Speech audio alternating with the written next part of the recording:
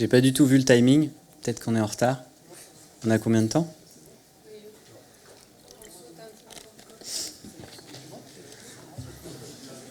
Ça va venir ? Alors, donc maintenant on va passer à la phase d'échange.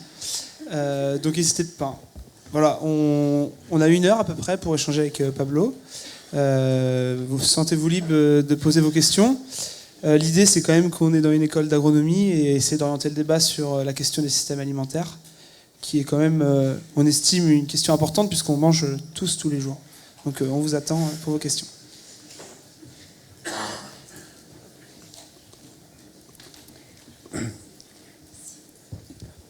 Bonjour, merci beaucoup pour cette intervention qui est très intéressante à mon sens. Alors je suis désolée, je ne vais pas commencer par les systèmes alimentaires, mais c'est une question qui me tient à cœur parce qu'on n'en a pas tellement parlé ici. C'est le nucléaire, parce que du coup là, donc, effectivement, ici on a une histoire qui dit que bah oui, avec le pétrole, effectivement, c'est plus durable, etc.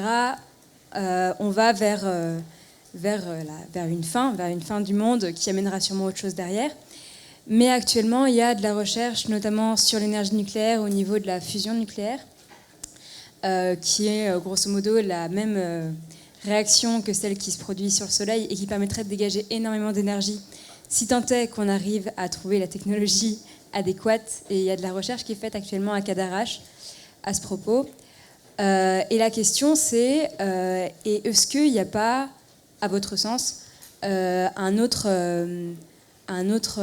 histoire possible avec l'énergie, avec d'autres formes d'énergie, et que du coup il n'y aurait pas d'autres sorties possibles que celle qui est expliquée ici, quoi. Sorties ? D'autres, comment dirais-je, d'autres issues à travers des nouvelles sources d'énergie. Ok. Merci. Est-ce qu'il y a d'autres questions qui s'apparentent à ce thème-là ? Parce que peut-être qu'on peut regrouper aussi. À un moment, je sens qu'il va y avoir de la frustration à l'issue du débat. Moi, je vais peut-être répondre un petit peu. Et après, si aussi quelqu'un veut répondre, on peut faire des réponses.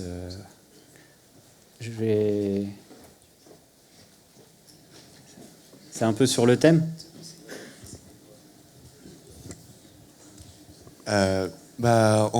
En fait, moi, je suis assez curieux de savoir ce que vous avez à répondre aux partisans de la géo-ingénierie de manière générale, des gens qui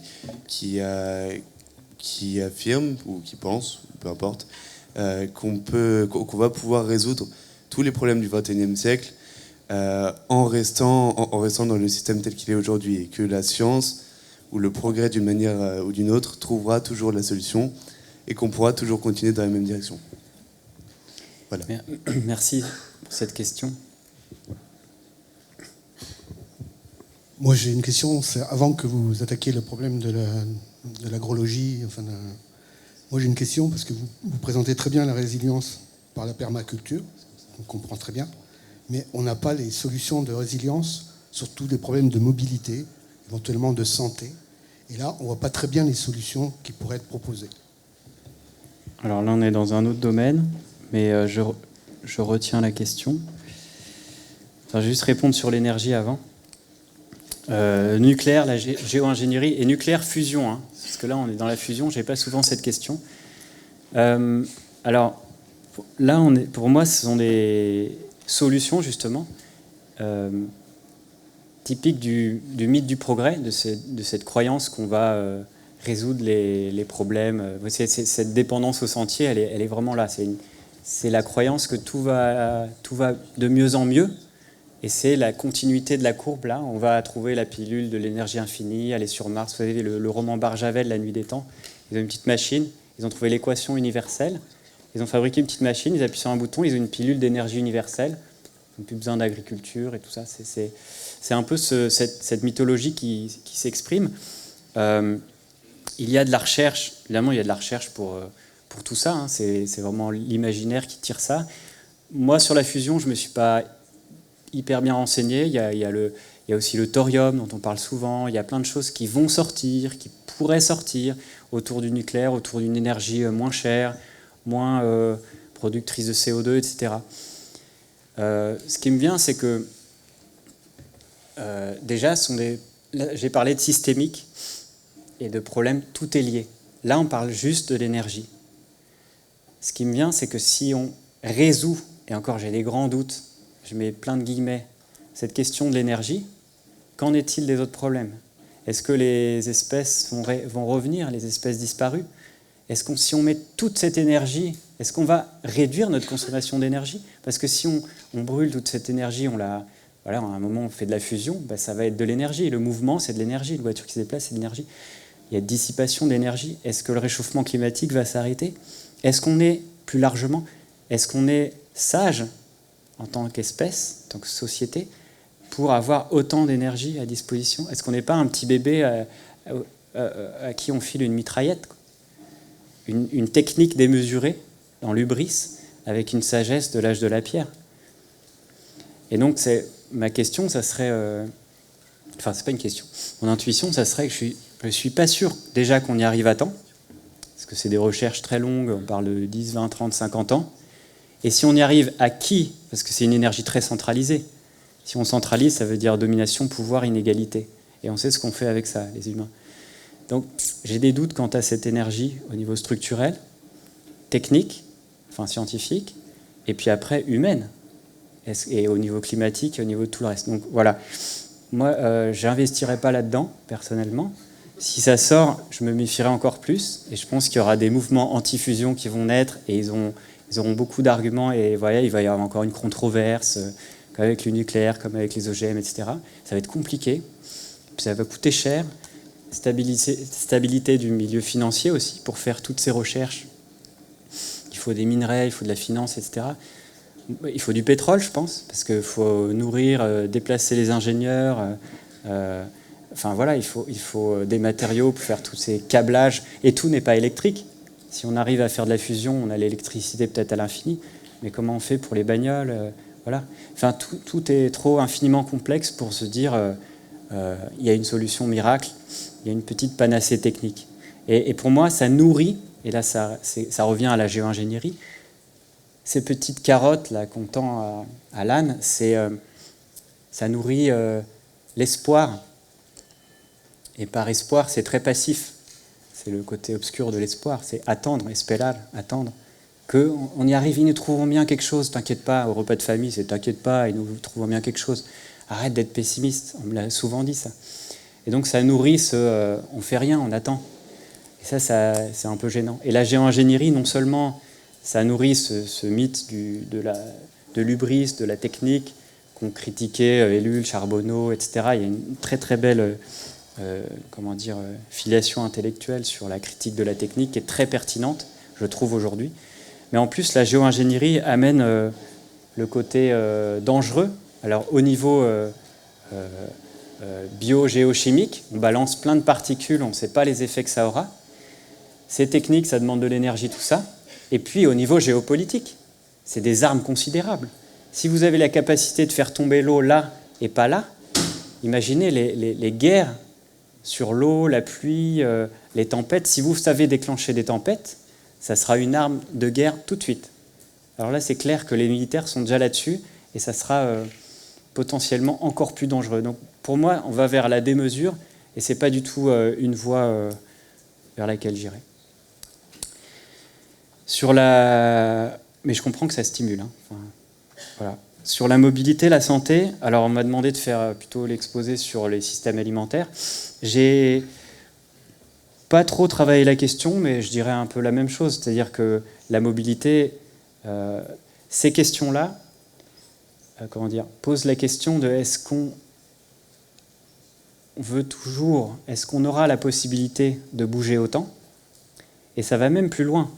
C'est même plus un choix. Là, ça reste un choix ces années-là, mais dans quelques années, ça ne sera plus un choix. Je pense que, au vu de cet état des lieux, on ne peut plus dire qu'on va continuer à avoir autant de mobilité. Et même les transports en commun. Je veux dire, ça consomme des énergies fossiles, de l'électricité, c'est des systèmes industriels. Il faut du lithium, des pneus, du caoutchouc. On va le trouver où, le caoutchouc? Dans les pays en développement, etc. Donc tout le système industriel, pour moi, est à remettre en question. Et là, c'est là que c'est passionnant. C'est que le mouvement de la transition doit s'approprier La médecine. C'est quoi une médecine post-pétrole? Vous avez réfléchi à ça? Moi, ça fait des années que je questionne les médecins là-dessus et c'est vraiment pas facile. Est-ce que l'hôpital pourra survivre? L'institution, c'est la médecine industrialisée. Les plastiques, les je sais pas quoi, les seringues, les opérations techniques. Enfin, c'est quoi faire de la médecine dans un mode post-industriel? Et c'est quoi la mobilité? Et là, ça pose des questions passionnantes du genre, est-ce que la sédentarité est encore possible? Parce qu'elle est née avec l'Holocène, et puis la sédentarité, c'est des humains qui se posent, et ils sont en prédation de tout le milieu. Et c'est comme un aspirateur, ça va vers les villes, et les villes captent tout. C'est comme un blob, la ville, la civilisation qui capte tout son environnement. Et donc, là, on a trop capté. À un moment, est-ce qu'on ne doit pas aussi penser, alors c'est ouvert, hein, à, en tout cas certains, redevenir nomades, mais vraiment nomades? Est-ce que les frontières ont encore un sens à l'heure de l'Anthropocène? Enfin, il y a des questions complètement folles, et je pense qu'il faut ouvrir toutes ces pistes de recherche sans complexe et y aller, et mettre plein de gens là-dessus pour creuser, et surtout laisser la possibilité à des zones d'expérimentation, et là je pense directement aux ZAD, zones à défendre, mais aussi zones à délirer, zones à décomplexer, zones à inventer quelque chose, des mauvaises herbes. Il faut des zones de mauvaises herbes. Je parle aux agronomes. Les mauvaises herbes, c'est l'expression de Brassens. Je suis de la mauvaise herbe, brave Jean, brave Jean. On en a besoin, parce que la résilience, elle vient de la diversité d'un système à retomber sur ses pattes. Si tout est en monoculture et qu'il y a un problème, on est mort. Il faut des mauvaises herbes pour pouvoir recréer la société du futur. Et ces mauvaises herbes, elles partent dans tous les sens, elles sont imprévisibles, elles sont contradictoires. Il faut cultiver le dissensus, la contradiction, le foisonnement. Dès qu'il y a une fissure dans le béton, il faut cultiver les mauvaises herbes. Ça, c'est de la résilience, dans tous les domaines. Donc c'est plutôt une invitation à ouvrir les champs de recherche et à se décomplexer là-dessus. Je parle aux scientifiques et aux chercheurs, mais aussi aux citoyens. Parce qu'il y a de la recherche sociale à faire. Enfin, bref. J'espère que j'ai répondu aux questions. Est-ce qu'il y en a d'autres? 2, 3, 4, 5. Brieux? Ah, ok. Pardon. Bonjour, on m'a demandé de me présenter, alors je me présente. Donc, Jules Girard, je suis enseignant de physique-chimie, physicien de formation. Donc déjà, je peux rajouter un truc pour la fusion. La fusion nucléaire, on en est encore très loin en fait. Il faut discuter avec les chercheurs qui sont spécialistes du domaine et pour l'instant, il n'y a pas, dans les 50... Enfin, pour peut-être les plus optimistes, 30 ans, avoir quelque chose qui ressemble à quelque chose, à un retour sur investissement énergétique positif, on va dire.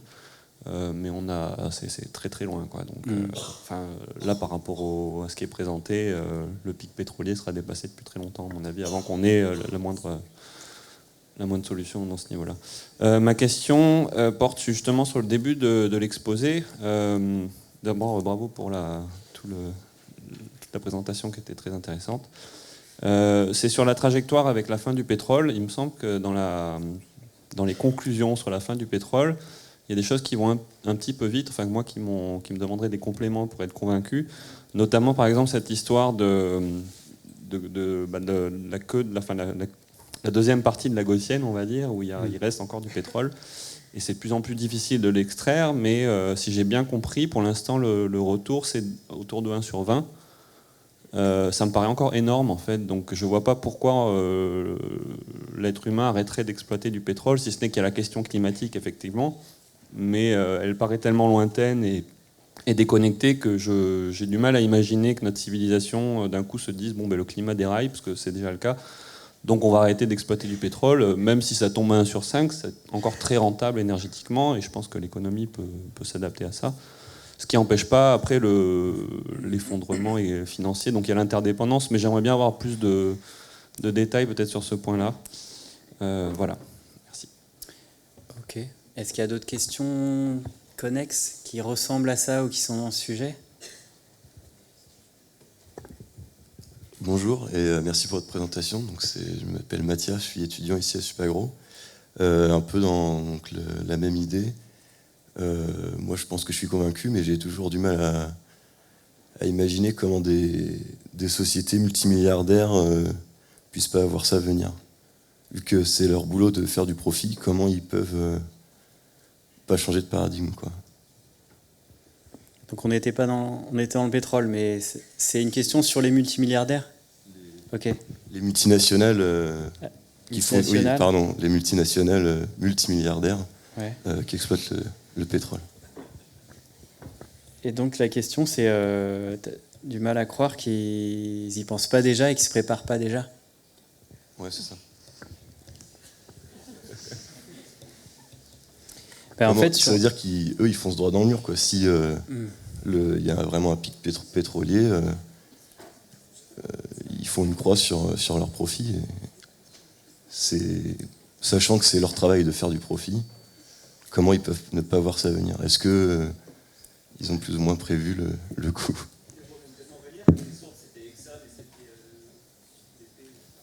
Ouais. Ben, merci pour ces deux questions. En fait, sur la fin du pétrole, donc le IROI, le taux de retour énergétique, il était énorme aux États-Unis, hein, on creusait à peine et ça jaillissait. Et là, c'est de plus en plus dur. C'est-à-dire que le conventionnel, donc le brut conventionnel, 80% du pétrole, celui qu'on s'imagine, là, le liquide, c'est 80% de la consommation mondiale. Et en fait, il est en déclin, il est en pic depuis 2006-2007. Ça veut dire que depuis une dizaine d'années, on a besoin pour continuer la croissance de plus en plus de non conventionnels. Donc les sables bitumineux, les schistes, etc., les gaz de schiste, tout ça. Et ça, c'est hyper lourd. Il y a beaucoup d'investissements, il y a beaucoup d'échecs dans la prospection, etc. Il y a des réussites, entre guillemets, des bonnes nouvelles pour eux. C'est que, par exemple, l'Arctique fond et il y a des routes qui sont ouvertes. Là, la semaine dernière ou cette semaine, le premier bateau commercial a traversé, là, ils ont fêté ça. Bon, ça, c'est une boucle de rétroaction aussi. Du coup, l'IROI baisse. Alors, en dessous de 1 sur 20, disent les spécialistes, ça devient difficile pour une société parce que la société doit se mettre à faire des choix. Ce qui est basique, manger, tout ça, ok, on peut investir là-dedans. Qu'est-ce qu'on fait si l'énergie diminue? Les fonctions régaliennes, l'alimentation, tout. Et après, il y a les trucs un peu moins importants, peut-être les systèmes de santé, j'en sais rien. Et après, bon, l'art, la culture, tout ça, on s'en fout. Et puis, c'est ce que les gens peuvent croire. Et donc, il y a une priorité. À un moment, clac, clac, clac, on ferme les budgets, peu à peu, progressivement. C'est ça le danger de l'IROI. Et ça met sous tension les systèmes financiers. La crise des subprimes, à l'époque, c'était en juillet, je crois que c'était juillet 2007, il y a eu le prix du baril qui a flambé, qui a dépassé $150 le baril. Ça a mis sous tension toute l'économie mondiale. Et le maillon faible, c'est les subprimes. Ça a sauté, crise systémique en cascade, machin, comme j'ai dit. Donc, l'énergie, elle peut mettre sous tension, que si le prix est trop bas ou si le prix est trop haut, ça met sous tension tout le système. On est très dépendant de l'énergie. Et là, l'IROI, en fait, c'est un mur thermodynamique parce qu'il baisse de manière, enfin, je ne sais pas si exponentielle, mais en tout cas très forte, comme ça. Et on a un mur thermodynamique. Et donc, la question plus importante pour moi, c'est pas de savoir si on arrivera à tout retirer, c'est combien on peut encore brûler pour pas exploser le climat, pour pas que la pirogue, elle file tout droit vers la planète étuve. Et là, les études font froid dans le dos. Enfin, je veux dire, le chiffre communément admis, c'est qu'on doit laisser 2/3 des énergies fossiles, des réserves prouvées, sans prospection. On doit les laisser dans le sous-sol. La question, c'est est-ce que l'être humain est capable de laisser ces énergies dans les sous-sols? Voilà. Oui et non, peut-être, peut-être pas. En tout cas, ça paraît difficile vu tous les verrouillages qu'il y a, et on en vient justement à la question des élites. Là, il y a des énormes verrouillages. C'est Hervé Kempf qui montre bien dans son livre « Comment les riches détruisent la planète » qu'il y a, quand il y a trop d'inégalités, trop de stratification sociale, ultra pauvres, ultra riches, à un moment, il y a des cloisonnements qui se font et les classes tournent entre elles. Et chaque classe veut imiter la classe du dessus et on part dans une surconsommation parce que tout le monde veut ce qui fait la caractéristique de la classe de dessus. Et les ultra riches, ils sont du coup dans un cocon, un nuage, une sorte de bulle, et ils ne se rendent plus compte, ils n'ont plus assez de feedback sur leur environnement. Ils sont dans une telle abondance, ils sont tellement déconnectés hors sol qu'ils n'ont plus de signaux. Alors, ils n'ont plus, pas forcément, parce qu'il y en a qui sont très intelligents et qui ont des signaux. Chomsky disait Noam Chomsky, il disait, moi, si je veux être bien informé de l'état de la planète, je lis le Wall Street Journal. Pourquoi ? Parce que les financiers, ils ont des millions, des milliards, ils veulent bien placer leur argent, ils veulent savoir exactement ce qui se passe en géopolitique, tac, tac, tac. C'est très objectif. Donc il y a des gens très informés dans les élites ultra riches, politiques et économiques. Les élites. À Davos, par exemple, je crois que c'était en 2012, Raphaël qui avait pris ce graphique, il me disait le thème de l'année à Davos, c'est la résilience. Et les gens ils réfléchissent à ça, les ultra riches, les ultra puissants, à la résilience. C'est-à-dire qu'ils ont quand même, ils sont hyper informés. Et si moi j'arrive à avoir ces publications scientifiques et à faire mon petit PowerPoint, c'est que ils ont quand même des experts qui savent faire ça. Alors, est-ce qu'ils veulent le faire ? Est-ce qu'ils sont écoutés ? Est-ce qu'ils y croient ? Bonne question. Est-ce qu'ils savent, mais ils y croient peut-être pas ? Alors, pour moi, il y a une biodiversité aussi d'ultra riches, comme les politiciens, c'est comme toutes les classes sociales et tous les milieux. Il y a de tout. Et on trouve des gens qui veulent pas savoir, ceux qui savent mais qui n'y croient pas, ceux qui savent et qui y croient, ceux qui savent, qui croient et qui peuvent rien faire, parce qu'ils ont un patron, ceux qui savent, qui croient, qui peuvent faire et qui font. Et il y a plein de riches actuellement, en valeur absolue, peut-être pas en relative, mais il y a plein de riches, ultra riches, qui veulent changer et qui ont une vision radicale de l'effondrement, de l'agroécologie, de la permaculture et qui ont des millions à investir là-dedans et des terres. Et ils ne savent pas comment faire parce qu'ils ne savent pas à qui s'adresser. Ils ont peur des permaculteurs avec des dreadlocks et tout ça. Ils savent pas comment. Et les permaculteurs, ils n'ont pas d'argent, ils n'ont pas de terrain, ils ont des super idées, ils ont peur d'aller voir des ultra riches. Et ils savent pas, même pas où c'est parce que c'est des classes sociologiques différentes, ils se côtoient pas, ils n'ont pas les mêmes clubs, les mêmes voilà. Donc il y a plein de dans les verrouillages, les déverrouillages, il y a plein de travail à faire. Et puis il y a les ultra riches qui se préparent en mode survivaliste. Il y a eu un article célèbre dans New Yorker qui décrivait voilà toute l'économie des bunkers dorés. Aux États-Unis, ils s'achètent des terres en Nouvelle-Zélande avec un jet privé, une piste d'atterrissage rien que pour eux, avec des barbelés, tout ça, des potagers, des gens qui font des potagers pour eux. Et puis ils sont en Suisse, et puis en cas de pépin, hop, ils filent dans leur potager en Nouvelle-Zélande. Enfin, tout un imaginaire comme ça. Évidemment, quand on a de l'argent, on va plus vite. Et si on a de l'argent et un imaginaire survivaliste, on va plus vite là-dedans, dans la préparation. Mais si on a un imaginaire transitionneur, quand on a de l'argent, on finance les mouvements de la transition. Et je connais des ultra riches qui financent des mouvements de la transition de manière très efficace. Donc il y a de tout. Et je pense que ces derniers mois, ça bascule. Et on l'a tous senti cet été, il y a eu un basculement. Il y a eu Nicolas Hulot, il y a eu la canicule, il y a eu la planète Étuve, l'étude. Dans l'imaginaire populaire et dans toutes les classes, ça bascule. Tout ce que je dis là n'étonne plus beaucoup, alors qu'il y a 5 ans, les gens étaient sidérés, il y en a qui partaient de la salle en pleurant, il y en a qui ne croyaient pas, enfin voilà. Et il y en a qui ne voulaient pas savoir.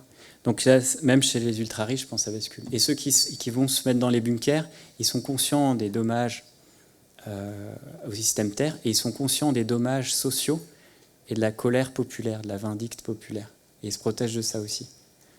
Il y a des projets, par exemple, de faire des grandes îles flottantes, des bateaux, villes, qui vont partir en autonomie sur la mer, avec des centaines d'ultra-riches, avec panneaux solaires, tout ça. Ils vont vivre, en sachant que toutes les terres vont être en effondrement, donc ils vont laisser les gens s'entretuer. Quand il n'y aura plus de civilisation, ils vont revenir. C'est des projets. Je veux dire, cet imaginaire-là existe, c'est sidérant. Ouais, l'être humain est quand même étonnant. Est-ce qu'il y a d'autres questions ? Pour ma part, de plus en plus, c'est exponentiel. J'aurais aimé prendre la parole, mais c'était pas forcément une question, c'était je suis là. Voilà, j'ai le bras levé. Du coup, alors, je m'appelle Maxime Chattard, 43 ans, viticulteur en cave coopérative. La cave coopérative, c'est important de le dire parce que pour générer de l'argent en cave coopérative, il est indispensable de faire du fruit, du raisin. Et on est payé au kilo et au degré. Du coup, moi je suis arrivé là alors que j'aurais souhaité faire marin-pompier en outre-mer et jouir du plaisir de faire du moré, alterner le moré et le soin à la personne. Du coup, grâce à cette amputation que dont j'ai frôlé là, au pied droit, je me suis dit, le dépouillement m'intéresse, notamment depuis 2013. une femme que j'ai rencontrée et avec qui j'ai partagé sa vie pendant 3 ans, qui a repris ses études au master en sciences, ingénierie de l'écologie et gestion de la biodiversité.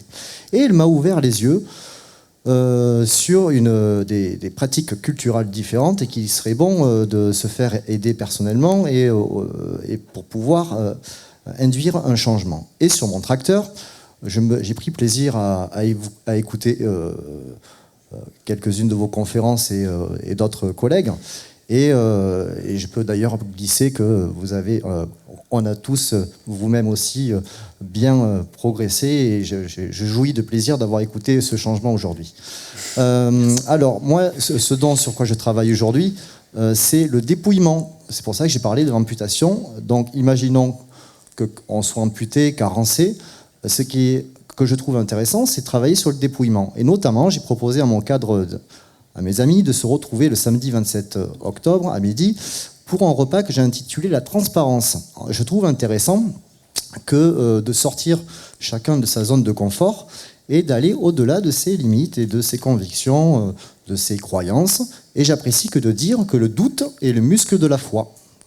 Donc, en se mettant à nu, au sens figuré face à mes amis, je souhaite générer, impulser une dynamique de surprise et pourquoi pas imaginer changer de place entre chaque mets. En tout cas, la plantation d'arbres que j'ai initiée il y a 3 ans, comme le repas que je propose le samedi 27 octobre, ce sont des petits événements ponctuels qui permettent de co-créer et de créer une dynamique de régénération. En l'occurrence, pour ma part, mon métier, c'est la régénération de mes écosystèmes.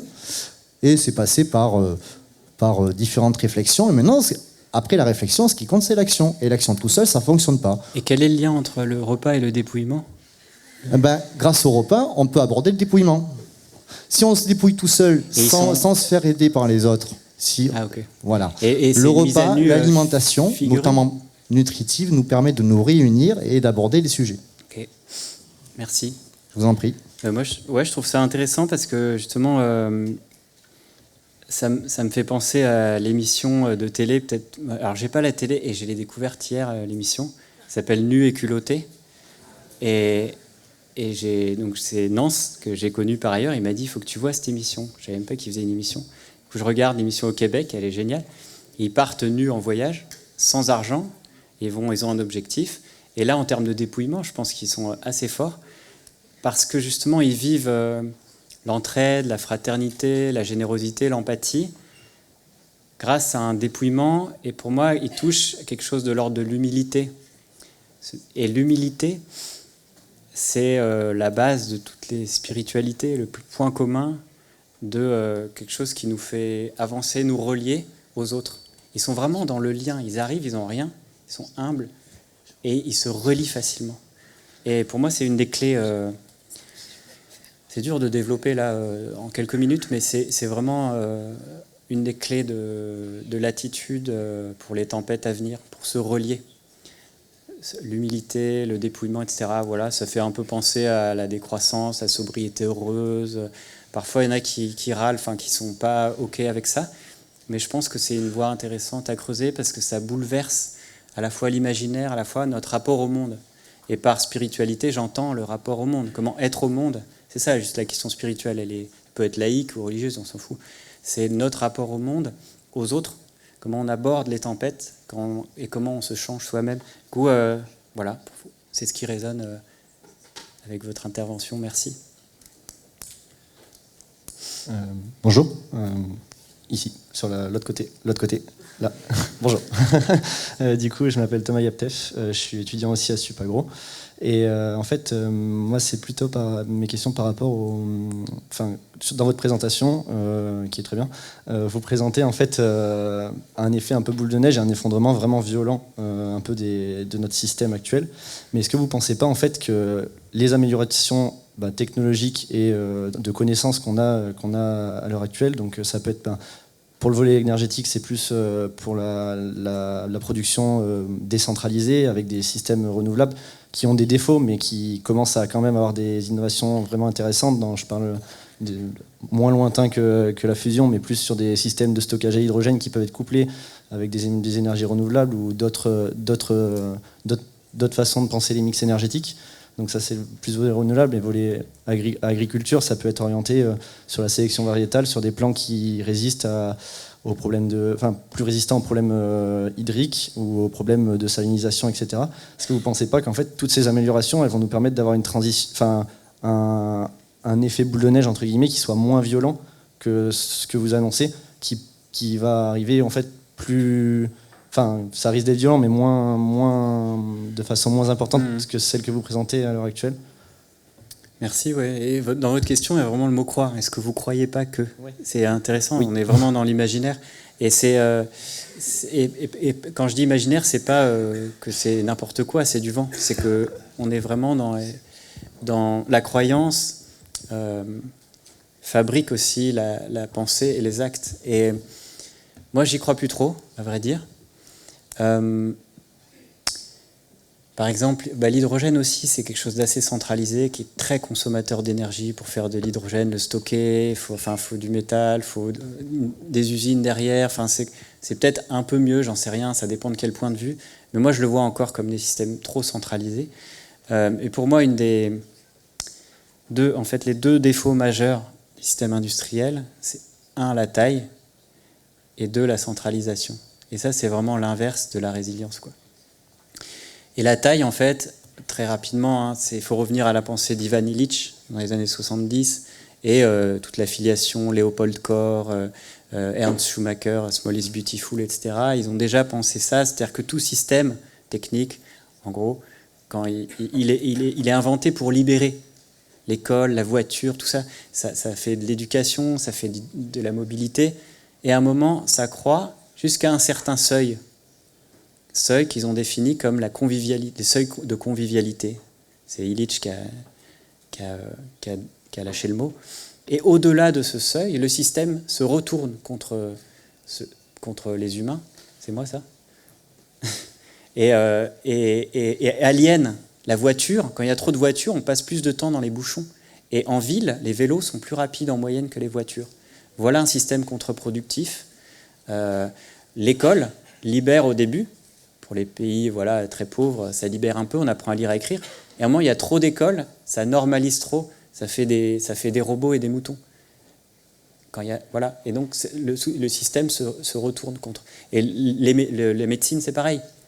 Illich parlait de némésis médicale, il parlait que les maladies, maintenant, on va à l'hôpital, on attrape plus de maladies qu'on en guérit, les maladies nosocomiales.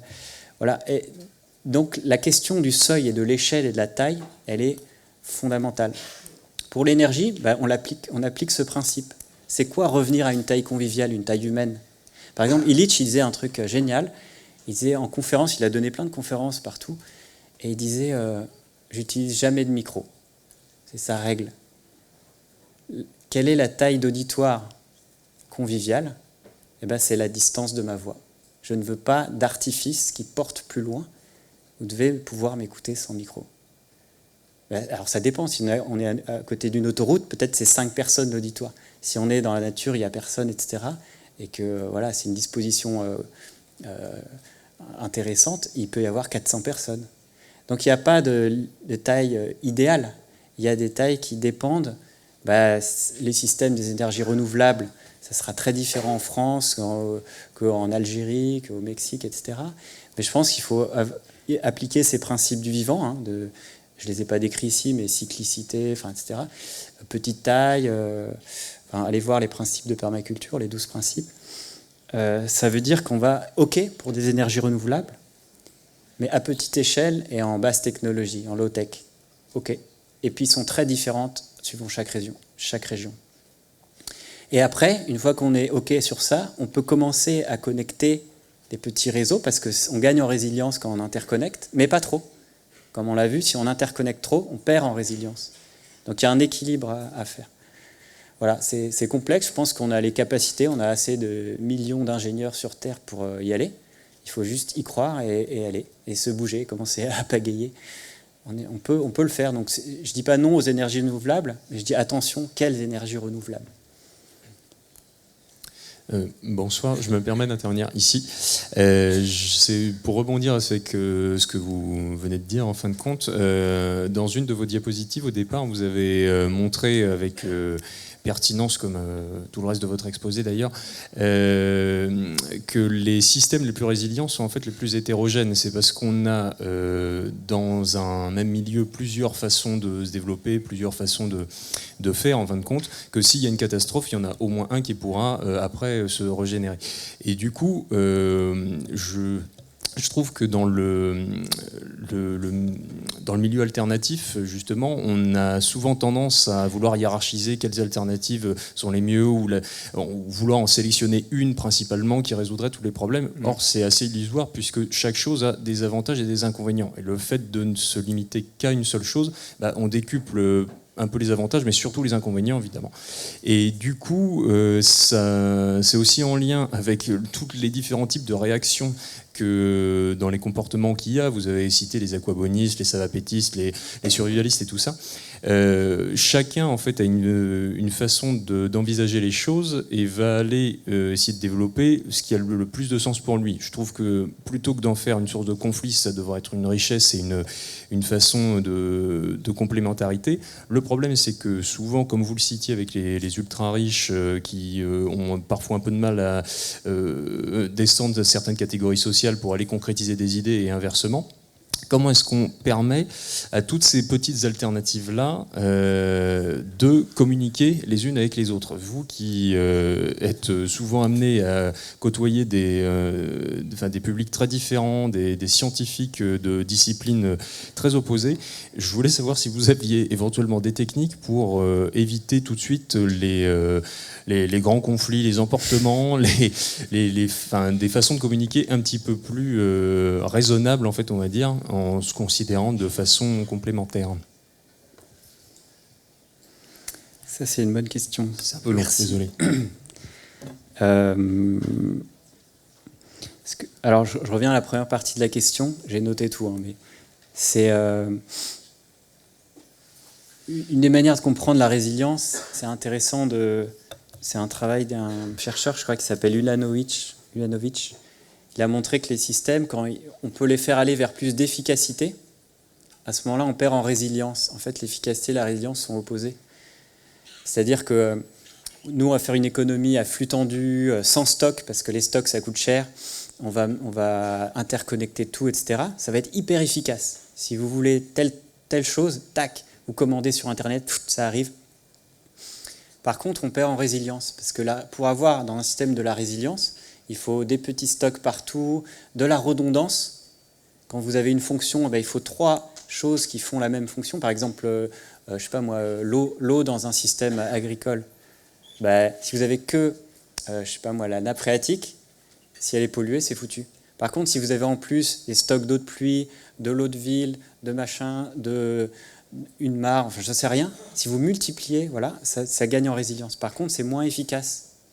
Le voisin, il va vous dire, pourquoi tu as tout ça là, tu t'emmerdes à faire des panneaux solaires, une mare, machin.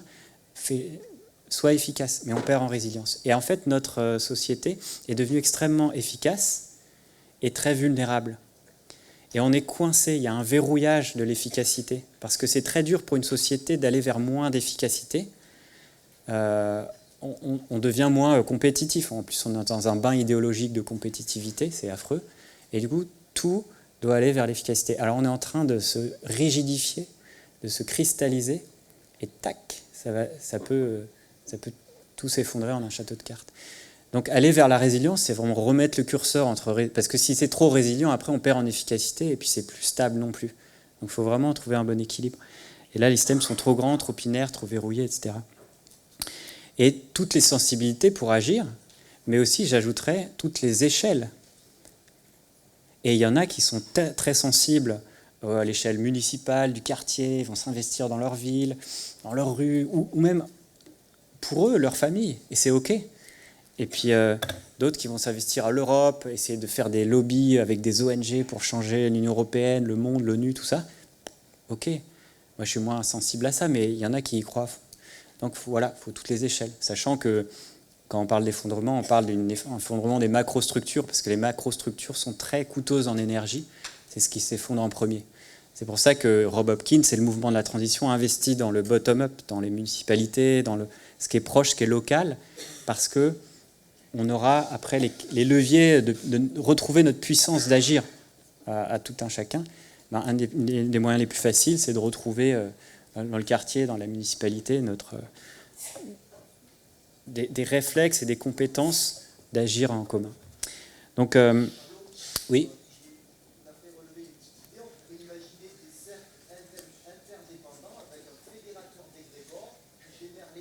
Parfait.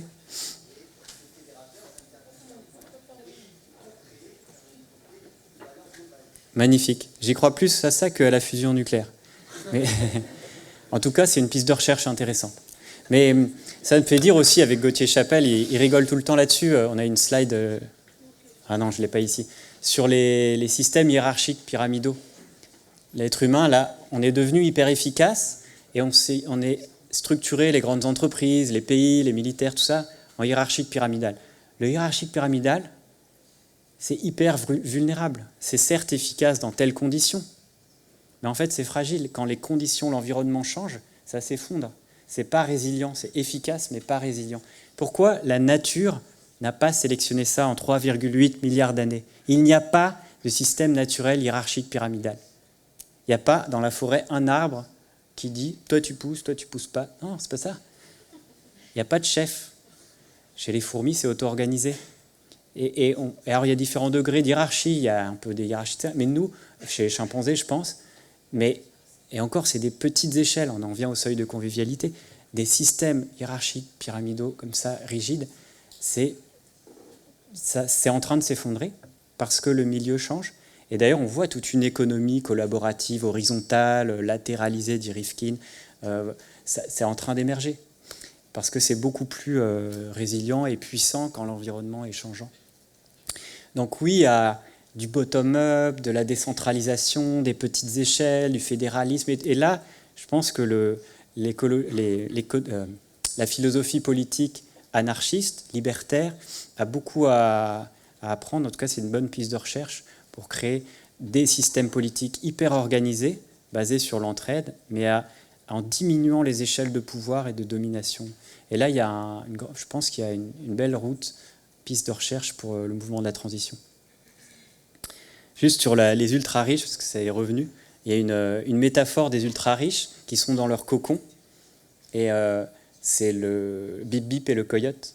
Vous savez, quand il y a un moment, il y a bip-bip, le coyote se retrouve au-dessus de la falaise, là il fait « oh oh », et c'est 2 secondes où il fait « oh oh ». Ça, c'est la situation des ultra-riches avant un effondrement, en fait maintenant. Parce qu'ils sont là, le monde est déjà en train de s'effondrer et ils ne s'en rendent pas compte. Ils ont les leviers, le pied au plancher, le volant et tout, et ils commencent à faire « oh oh », mais c'est déjà trop tard. Donc pour moi, le problème des ultra-riches, ça rejoint le verrouillage aussi, psychologique, socio-technique, c'est ça. Et il y a des classes sociales qui s'effondrent, et il y a des milieux qui s'effondrent, mais ils ne le voient pas, ils ne le sentent pas, ils ne le ressentent pas. Et comment communiquer les alternatives, et comment on fait, on évite de s'entretuer? J'en sais rien, sinon j'aurais le prix Nobel. Mais je pense que c'est le grand défi. Vous savez, on parle des compétences à avoir, à acquérir pour les tempêtes.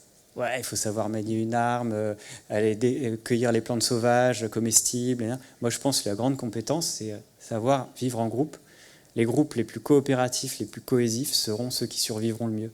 Et on a beaucoup de boulot parce qu'à l'école, on nous désapprend la démocratie, le vivre ensemble. Enfin, on n'est pas du tout formé à ça. Et c'est super dur et super long. Ça met des années à apprendre, et dans les larmes et la douleur. C'est difficile, quoi. Donc, ouais, c'est un des aspects, pour moi, prioritaires de la transition, c'est apprendre à vivre ensemble. Gros boulot. Élise, ici. Il y en a un ici, là, et après là. Bon, c'est un peu con parce que j'allais te demander si tu avais une idée de comment on peut formaliser des réseaux, tisser des réseaux résilients pour la période de l'effondrement et post-effondrement. Enfin, comment on fait ça? Est-ce qu'on se base sur les structures qui sont déjà existantes, les assos qui mettent en avant les transitions? Ou est-ce qu'on construit des réseaux plus informels et souterrains? Parce qu'il y a aussi l'entité de l'État, au final, il est assez peu présent. Tu parles beaucoup d'individus, d'ultra-riches, de groupes dans une logique un peu anarchiste, justement, ce qui est très fécond. Mais qu'en est-il de l'État, des États-nations et des rapports conflictuels entre États dans un monde où la géopolitique est encore quasiment exclusivement basée sur l'État-nation souverain et sur la compétition? Et il y a un gros enjeu qui avait été soulevé pendant l'Université d'État à Grenoble cet été, qui était la solidarité. Comment on arrive à rester solidaire, mais pas juste entre nous, blancs, écolos et éduqués, mais comment on arrive à être solidaire aussi à travers, entre plusieurs pays, entre plusieurs classes sociales, etc. Bon, on n'avait pas trouvé de réponse cet été, donc je ne sais pas si on va en trouver une aujourd'hui. Putain, si t'en as, je suis preneur, parce que c'est vraiment l'enjeu de la décennie, là. Alors, sans trouver la solution, parce qu'on ne cherche pas des solutions, mais est-ce que tu as vu des pistes de predicament? Il faut apprendre à bien vivre avec. Il y a des petites solutions ponctuelles, hein, mais là, il y a plusieurs questions en une. Hein. Tu disais le formel, l'informel, les réseaux, on appelle ça les réseaux des tempêtes, l'expression de Johanna Messi, une éco-psychologue, qui a 85 ans et qui œuvre, quand on lui demande pourquoi vous faites ça, elle dit pour éviter qu'on se tape dessus quand les tempêtes arriveront. Et donc le formel, l'informel. Alors l'État, on me pose souvent la question, parce que le problème c'est que l'État a le monopole de la violence, et donc c'est le garant de l'ordre social. Et la question de l'effondrement, elle est très gênante, parce qu'elle dit justement que ce sont les macrostructures qui souffrent le plus, enfin, qui s'effondrent, qui sont complexes, qui sont énergivores, etc. Toute l'administration, toute la police, toute l'armée, tout ça, c'est beaucoup d'énergie et de ressources humaines et tout, et ça s'effondre assez vite. Donc, comment on vit? Nous, dans notre imaginaire, on est né là-dedans. On n'a jamais connu un mode d'organisation sans État. On croit que ça fonctionne pas, qu'on va tous s'entretuer, s'étriper, on va tous être des zombies jusqu'au dernier, quoi. Enfin, je veux dire, à s'entretuer jusqu'au dernier. Il y a toute une mythologie, les films hollywoodiens qui travaillent quand même pas mal. Moi, j'ai été quand même plusieurs années dans le mouvement libertaire, anarchiste, et c'est plutôt l'inverse. Alors, c'est pour ça que j'ai assez confiance dans certaines choses, quoi. Je crois plus trop à ce mythe de on va tous se entretuer. Il y aura des violences, il y a de la géopolitique très violente en ce moment. La culture de l'égoïsme va être dramatique, ça va créer beaucoup de violences sociales. Mais l'être humain a énormément de ressources qu'on a montré dans ce livre. Et il y a beaucoup de modes d'organisation non étatiques pour assurer les besoins de base, pour s'organiser, quoi. Donc moi, Kropotkin, je parlais de Kropotkin en 1902, là, l'entrée d'un facteur d'évolution. Qu'est-ce qu'il a fait, Kropotkin? C'est un scientifique, un géographe. Il a adoré Darwin. Et il a été formé à l'école de zoologie russe, qui croyait à la sélection naturelle, mais pas du tout à la compétition. Et donc, ils ont interprété Darwin différemment. Et Kropotkin, il a dit, mais c'est génial ça, Darwin. Je vais aller observer la sélection naturelle dans la nature. Qu'est-ce qu'il a observé en Sibérie, après des années, avec son équipe? Il a observé que ceux qui survivent, c'est ceux qui coopèrent. C'est pour ça que son bouquin s'appelle « L'entrée d'un facteur d'évolution ». Il a fait un tour d'horizon scientifique. Qu'est-ce qu'il en a déduit comme théorie politique? Que c'est l'État, l'invention de l'État, il y a 3-4 siècles, qui a détruit tous les liens sociaux du Moyen-Âge, les guildes, les communautés, etc., qui étaient très solides. Ça a tout détruit dans la violence. Ils ont pris le monopole du lien social et de la violence officielle, quoi. Et Kropotkin disait, et c'est un des piliers de l'anarchisme, si on détruit l'État, l'entraide va revenir spontanément, va revenir et peut revenir. Parce que c'est l'État qui empêche. Alors voilà, il a tordu dans l'autre sens. Mais je pense que ça a libéré, ça a créé des failles dans notre imaginaire. Et moi, ça m'a fait du bien d'aller vers ça, d'aller voir ces théories, d'aller voir ces pratiques. Il y a plein d'exemples dans l'histoire où ça a marché. Il y a eu des modes d'organisation plus petits, à petite échelle, etc., différents. Et ça, je reviens à ce que je disais tout à l'heure, que ce soit en agronomie, en énergie, en mode d'organisation, c'est toujours la même chose. Comment on applique les principes du vivant, comment on ne dépasse pas les seuils de convivialité, comment on fait en sorte que ça soit plus ou moins résilient. Et c'est que du laboratoire de recherche, je veux dire, c'est que de l'essai-erreur. Je pense qu'il ne faut pas arriver avec un modèle. C'est quoi ton modèle? On me demande souvent, société, on ne se pose pas la question. On essaye plein de choses, et peut-être qu'il y en a un qui va marcher. C'est plutôt ça, c'est plus organique comme posture, comme approche. Et c'est pour ça que je n'ai pas la solution. Et en plus, si j'avais une solution, enfin, je veux dire une recette, je ne sais pas si je la dirais, parce que ça a peut-être marché à tel endroit, à telle époque, à telle culture, avec telle personne, mais ça ne marchera pas ailleurs. Donc je fonctionne plus en principe qu'en loi et en normes et en recettes et en solutions et en modèles. C'est beaucoup plus organique et souple. Voilà, j'ai pas essayé de noyer le poisson et de faire une réponse de Normand, mais ça dit beaucoup qu'on doit inventer. Et c'est pour ça que l'imagination est vraiment à développer. Et dans notre bouquin, on parle de science-fiction. La science-fiction, c'est fondamental. Et les sociologues, ils font pas d'expérience de pensée. Les physiciens, ils font des expériences de pensée quand ils n'ont pas d'argent. On s'imagine un vaisseau, comment réagit un vaisseau spatial qui va à la vitesse de la lumière et qui revient sur Terre? Quel âge ont les passagers? Vous savez, c'est des expériences de pensée que les physiciens font, mais ils n'ont pas d'argent pour faire les expériences. Et donc, ils font des expériences de pensée. C'est décomplexé en physique. Mais en sociologie, les sciences humaines, ils ont fait l'impasse là-dessus. Ils font plus d'expériences de pensée. Parce que les sociétés, c'est tellement complexe qu'ils ne peuvent pas paramétrer bien et se dire, bon, si on fait ça, si on réduit les inégalités, si on fait ci, fait ça, comment la société va... Et ils ont laissé ça aux romanciers, à la science-fiction, à l'anticipation. Et c'est fondamental d'arriver à retrouver l'imagination du futur, à se réapproprier le futur. Et le romancier, il est obligé d'aller dans les détails, d'être crédible, sinon il n'a pas de lecteur. Du coup, il fait des expériences de pensée géniales. Et en ce moment, il y a plein de science-fiction qui sort, plus féminine, moins fusil à pompe et on se bute tous. Et en fait, avec des modes d'organisation, je pense à Ursula Le Guin, enfin, il y a plein de... Voilà, je pense que l'imagination et la science-fiction, c'est un des outils qu'on a majeurs, qu'il faut réactualiser, enfin, se réapproprier. Je suis un peu long là pour les réponses. Bonsoir. Du coup, on a moins de... Juste là au milieu. Il y a le monsieur qui lève la main là aussi depuis le début. Il nous reste combien de temps, Brieux? Il reste 10 minutes. Oula. Peut-être qu'on peut prendre 3-4 questions, puis je fais un mix. Je ne suis pas étudiant en agronome, mais collapso intermédiaire, on va dire. Et pour essayer de revenir au point principal que sont donc l'énergie et comment est-ce qu'on va manger en fait dans 20-30 ans. Quand on a des rapports qui sortent comme quoi BP et Shell prévoient en fait des scénarios à plus 5 degrés d'ici un futur proche. 2050. Ouais, 2050. Et quand on a Jean Jouzel, ancien vice-président du GIEC, qui a reçu le prix Vetlesen, je crois, qui nous prévient qu'on a 2-3 ans en fait en fenêtre pour agir. Donc c'est plutôt sérieux, hein, donc quand on prend un peu tous les éléments.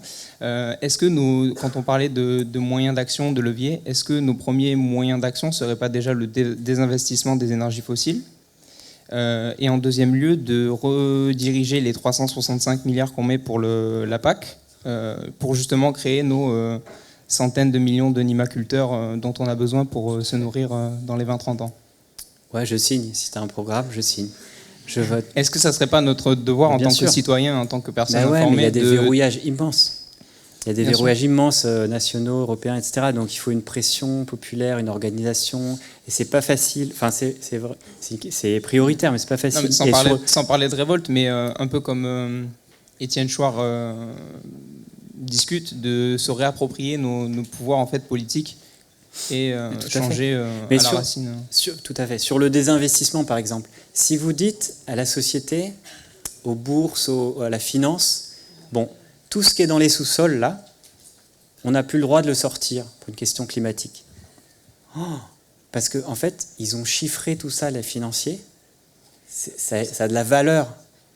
Si vous dites on ne le sort plus, hop, on efface sur les ordinateurs la valeur de ces actifs, tout s'effondre. Toute notre finance s'effondre. C'est des milliards et des milliards.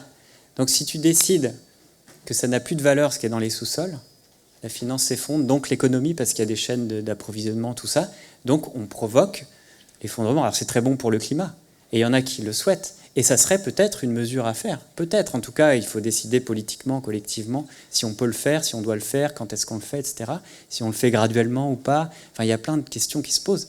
Mais c'est une question majeure, mais qui déclenche un effondrement, tu vois. Donc, est-ce que c'est un programme politique, ça? Est-ce que c'est... Voilà, ça aussi, c'est une question, et c'est un fameux verrouillage politique. Mais oui, plus à tes propositions. Une question qui est directement en rapport avec ce qui vient d'être évoqué. Je passe le micro juste après, j'en aurai pour 30 secondes. Est-ce que je pourrais récolter votre avis sur la troisième voie qui est proposée par l'économie de l'environnement? Donc, troisième voie par rapport à cette opposition entre économie et nature. Donc, économie de l'environnement qui consiste à mettre un prix sur les biens et services environnementaux qui étaient considérés comme incommensurables jusqu'ici.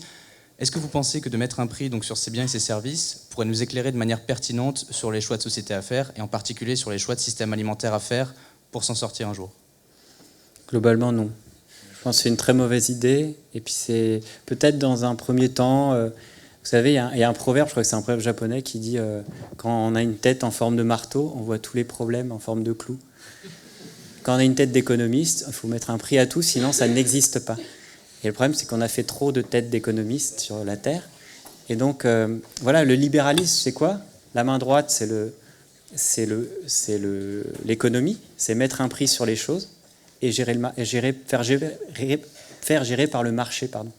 La main gauche, c'est mettre un droit à chaque chose et faire gérer, stabiliser le marché par l'État. Tout ça, c'est le libéralisme. Et moi, donner des droits aux animaux et donner un prix aux animaux ou aux plantes, ça va 2 minutes, ça va quelques années, mais c'est pas pour moi, c'est un projet de société pas terrible. Et à terme, c'est un outil pour maintenant, mais à terme, c'est pas viable et c'est pas désirable. Et le terme service écosystémique, j'en peux plus. J'en peux plus.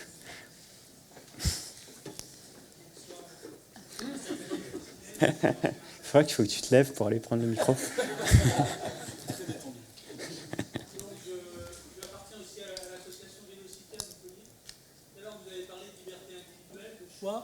Bon, si on prend l'exemple de la voiture, par exemple, qui donne un tel sentiment de puissance et de liberté individuelle, en fait, est-ce que le chemin le plus court vers la résilience, c'est... Enfin, il y a ce dilemme entre liberté individuelle et puis coercition. On voit bien ce qui se passe avec toutes les mesures de taxation des poids lourds, ce genre de choses. La démission de Hulot, peut-être. La démocratie, bon... telle qu'on la vit actuellement, qui est quand même basée beaucoup sur les lobbies et non pas sur la connaissance des choses et les lobbies et aussi la corruption. Hein. Donc, voilà, est-ce que le chemin le plus court, enfin, est-ce qu'on ne va pas droit vers une société de coercition? Voilà. Enfin, je prends un exemple tout simple. Hein, il y a à peu près 100 000 déplacements dans la métropole de Montpellier qui sont faits encore en voiture à moins de 2 km. C'est-à-dire qu'en gros, on va acheter une baguette...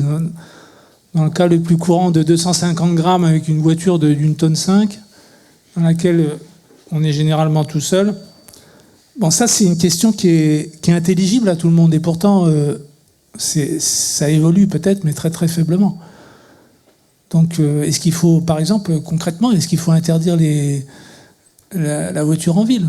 C'est une mesure qui passe pas par... Si on se base sur le plan de la liberté individuelle, on n'est pas prêt d'y arriver. Vous avez vu Aurélien Barraud là, qui fait le buzz là, sur YouTube et sur les médias. Et voilà, il dit à un moment, je pense qu'il n'a pas tort, mais il y a un moment, il y a des choses, on n'a pas le droit de les faire. Et ça se décide collectivement, politiquement.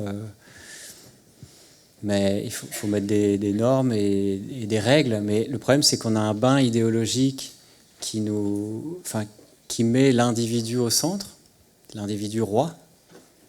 Et c'est très difficile après de fabriquer du politique.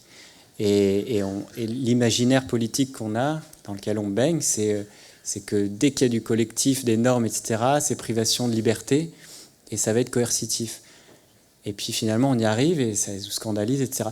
Et en fait, c'est une définition ridicule de la liberté, au niveau libéral. La liberté, c'est s'arrête quand on commence celle de l'autre, je sais pas quoi. C'est ridicule. Et moi, j'aime bien la liberté, la définition de la liberté, par exemple, de Bakounine, qui disait je ne suis pas libre tant qu'il y a une personne sur Terre qui n'est pas libre. C'est une définition collective de la liberté. On construit la liberté. La liberté, c'est pas juste on fait ce qu'on veut, ce qu'un individu fait. C'est le groupe qui décide c'est quoi être libre et il le construit. Et s'il n'y a plus de groupe, il n'y a plus de liberté. Ça, c'est une définition qui m'intéresse déjà beaucoup plus et qui change l'imaginaire et qui permet d'aller vers des pistes philosophiques, enfin de construction politique plus intéressantes. Mais là, on a un problème, c'est qu'on nage dans une mythologie, donc un inconscient libéral assez toxique pour l'organisation collective. Et on est obligé de faire du collectif. La transition, c'est une histoire de collectif. Si on se débranche du système industriel tout seul, on est mort. Si on prend toutes ces émotions tout seul, on est mal. Si on se fait de l'autonomie tout seul dans sa cabane, est-ce que c'est être un être humain? Voilà, et donc c'est obligé. Si on n'a plus la puissance des énergies fossiles, on doit coopérer. Sinon, on est mort. Comment on coopère? Voilà, et on a un imaginaire très pauvre là-dessus. Inconscient et conscient. Donc votre question, moi je la vis comme ça. Et ça met des années, c'est hyper compliqué, c'est ça qui est frustrant et qui est flippant. Mais il y a beaucoup d'expériences qui se créent, il y a beaucoup d'expériences dans l'histoire et maintenant, et c'est ça qu'il faut protéger. Il y a des petites zones de mauvaises herbes qui poussent et qui créent, il ne faut pas leur envoyer des CRS, il faut, je pense, les nourrir et les laisser tranquilles. Et il reste quelques minutes, merci pour la question, il reste quelques minutes. Du coup, si, Bonsoir, pardon. Bonsoir, excusez-moi. Je voulais juste poser une question. Je suis enseignante et en ce moment, c'est pas trop la coopération qu'on nous apprend à faire dans les écoles. On va plutôt vers la compétition. En quelle année ? À fond. Oh, ils sont tout petits, ils sont en CE2 les miens, mais quand on essaie de faire ça, c'est pas trop dans les clous, quoi. Et je voulais savoir en fait quel travail tu faisais en ce moment pour essayer de sensibiliser les gens, puisqu'il faut leur apprendre à coopérer. Quel travail la collapsologie fait pour sensibiliser les gens qui éduquent? Parce que je galère. J'ai fait quelques conférences, ouais, mais en pédagogie, éducation, il y a beaucoup de choses sur la coopération. Mais sur la... Comment ? Ça va se faire, il y a beaucoup de prise de conscience partout, même chez les hauts fonctionnaires, etc. Et c'est en train de bouger, mais c'est un paquebot. Enfin, je veux dire, c'est très difficile. Donc il y a une inertie énorme par des effets de taille, etc. Mais je pense que c'est en train de changer. Est-ce que ça sera suffisant? Je ne sais pas. Mais il y a beaucoup d'initiatives dans ce sens-là. Mais c'est important, ouais. C'est toi qui gères, Brieux.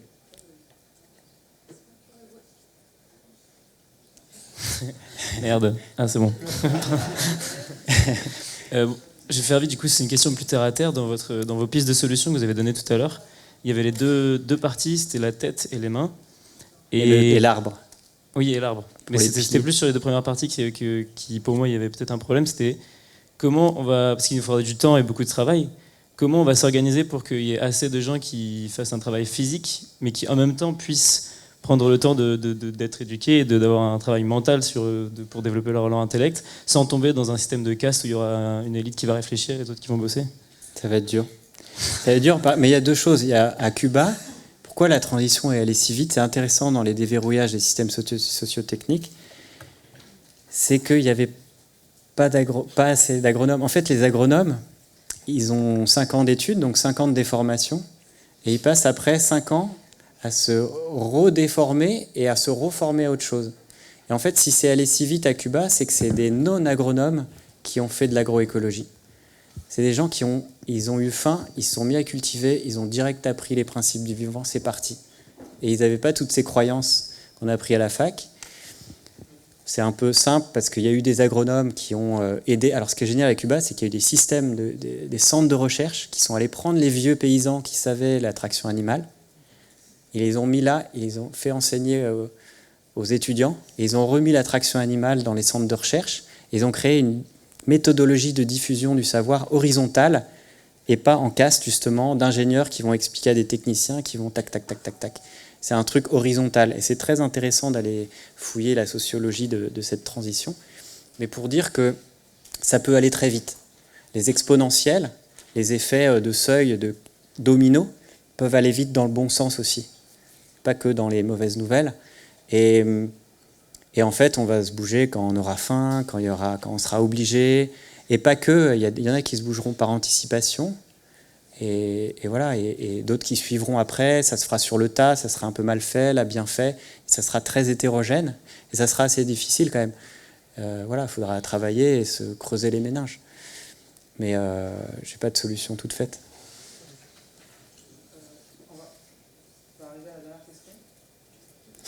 On va arriver à la dernière question. Voilà, rapidement. Alors j'avais une question sur l'agroécologie, sur l'exemple, c'est plus technique que ce qui était beaucoup plus philosophique, sur l'exemple notamment de la ferme là, que tu cites.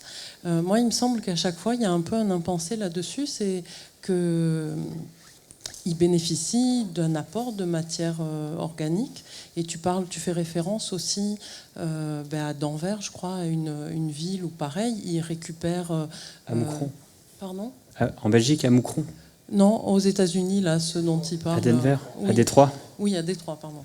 Et pareil, quand tu parles des paysans à Paris qui récupéraient du crottin, ben en fait, c'est un système où il y a de l'apport extérieur. Si on le grandit, il n'y a plus d'apport extérieur. Et même dans la permaculture, très souvent, c'est aussi un système qui tourne parce que les gens y revendent des formations à d'autres personnes. Alors là, dans l'étude, c'était viable sans les formations. Mais c'est vrai qu'il y a des formations et ça permet de vivre mieux. Mais là, c'est viable sans les formations. Juste en vendant les légumes. Alors Cuba, on voit bien, je pense que tout à fait, mais il faut faire des formations. Parce que là, on n'a plus le temps, il faut former des formateurs, il faut que tout le monde se forme. Donc je pense que c'est vital de faire des formations. Mais c'est vrai que parfois, la permaculture, il y a un côté un peu magique. Oui, je comprends, ouais, tout à fait. Avec des formations parfois pas données, avec une classe sociale, sociologique qui se retrouve entre elles, etc. Il y a plein d'écueils, de défauts. Je pense qu'on peut en tirer aussi plein de belles leçons sur la matière organique, par exemple. Ce qu'ils font au Bec et Loin, c'est que c'est 1000 m² l'étude. L'étude de l'INRA, c'est juste sur le 1000 m², juste sur les légumes et juste sur la vente de légumes et un équivalent temps plein sur ça. Par contre, le Bec et Loin, c'est plusieurs hectares, je ne sais plus combien exactement. Et donc, ils ont une forêt jardinée à côté qui peut faire entrer de la matière organique, qui a de la biodiversité, qui gère les insectes et tout ça. Ils ont diversifié, ils ont fait plein d'autres choses à côté qui devient écosystème, super écosystème, et tout se complexifie. Et il n'y a pas juste les 1000 m² de serre et de butte. Ça, c'était juste pour montrer à des cerveaux qui ont une tête de marteau que c'est viable et qu'on peut faire beaucoup de légumes. Mais en fait, c'est pas ça qui les intéresse. C'est de faire tout l'écosystème qui nourrit la région, les oiseaux, les paysans, etc. Après, c'est vrai qu'un système en permaculture, comme c'est lent, dans la nature, toutes les solutions sont petites et lentes, grand principe de permaculture. Dès que c'est rapide et à grande échelle, ça foire. Et donc, il faut quoi, 8-10 ans pour que ça soit dans l'abondance, ça soit stabilisé, une petite expérience de permaculture. Et la manière d'aller un peu plus vite, c'est d'apporter de la matière organique ou d'avoir un peu d'argent pour faire travailler des gens, etc., d'injecter de l'énergie, de l'argent, du travail dans le système pour l'accélérer. Et là, ce qu'on remarque souvent dans les grandes fermes en permaculture qui fonctionnent, c'est qu'au début, il y avait des bulldozers qui ont fait des courbes de niveau, qui ont planté des arbres. C'était un gros truc, quoi. Tu vois, ils ont refait les courbes de niveau. Ils ont planté massivement des arbres. Tout ça demande beaucoup d'énergie. Des bulldozers, si on veut aller vite en 2-3 ans, il faut de l'énergie. Alors au début, et de la matière organique de tels paysans, agriculteurs à côté qui amènent des gros tracteurs, qui fait des tas de fumier, et hop, on part sur des buts. C'est pour lancer le truc. Il y a besoin pour aller vite, il y a besoin d'apports extérieurs. Et c'est pour ça qu'il faut y aller, il faut se coordonner, il faut le faire maintenant. Et après, une fois qu'on stabilise les systèmes, ça fonctionne tout seul. Mais au début, c'est difficile parce qu'on part de rien. Comment ? Ça dépend du système, mais c'est l'idéal. Le but, c'est que... Après, c'est pas non plus viser l'autarcie. Mais il y a des échanges commerciaux qui peuvent s'établir. Toi, tu fais bien les champignons, toi, tu fais bien ça. Donc ça dépend de la région, d'où se trouve l'écosystème permacole. Et c'est pas une solution, une panacée non plus. Il y a des endroits où... il ne faut pas prendre la permaculture ou l'agroécologie, ou je ne sais pas quelle étiquette d'agriculture raisonnée ou intégrée. Tout ça, c'est des chapelles, c'est des étiquettes, c'est des choses qui cloisonnent. Il n'y a pas de panacée et de religion là-dessus. Il faut voir ce qu'il y a en fonction de chaque environnement et décortiquer ce qui est utile et puis avancer en fonction de ce qu'on a. Voilà, après, moi, si on n'utilise pas le mot permaculture, je m'en fiche. Enfin, ce qui compte, c'est d'aller dans les principes du vivant. Et c'est pas facile, hein. Ça met 5 à 10 ans pour être OK. Quand je dis le chemin spirituel, intérieur, émotionnel, imaginaire, à chaque fois, c'est 5 ou 10 ans. S'organiser, apprendre à vivre en collectif, on ne fait pas ça du jour au lendemain. C'est ça qui est difficile, c'est qu'une transition, ça mettra des années dans tous les domaines. Apprendre à s'automédiquer, je ne sais pas moi, c'est des années, quoi. Et le temps diminue, la marge de manœuvre diminue. Jean Jouzel, 2-3 ans, comment on fait? Et c'est ça qui est sidérant, qui est difficile à vivre, et qu'on peut... Enfin, je veux dire qu'il ne faut pas vivre tout seul, il faut vraiment aller vers le collectif. Ce que je dis toujours, c'est que ça va être dur, mais ça va être chouette, c'est un défi. On n'est pas sûr d'y arriver, ça peut vraiment foirer, on peut vraiment tous mourir de mort violente, et en même temps, ça peut ouais, c'est vrai, hein, enfin, les 3 manières de mourir en masse, je dis ça souvent, c'est les guerres, les maladies et les famines dans l'histoire humanité. Voilà, ça peut nous tomber sur le coin de la figure. Et en même temps, il y a des choses qui peuvent arriver, on est vraiment dans l'imprévisible, et en espérant que tout ça on puisse le prendre comme une opportunité de changer, ou comme dirait Edgar Morin, de nous métamorphoser. C'est ça l'objectif, c'est pas d'aplatir le futur. J'ai essayé de conclure là, c'est dur là.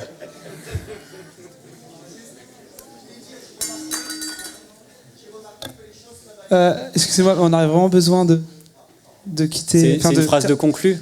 De terminer.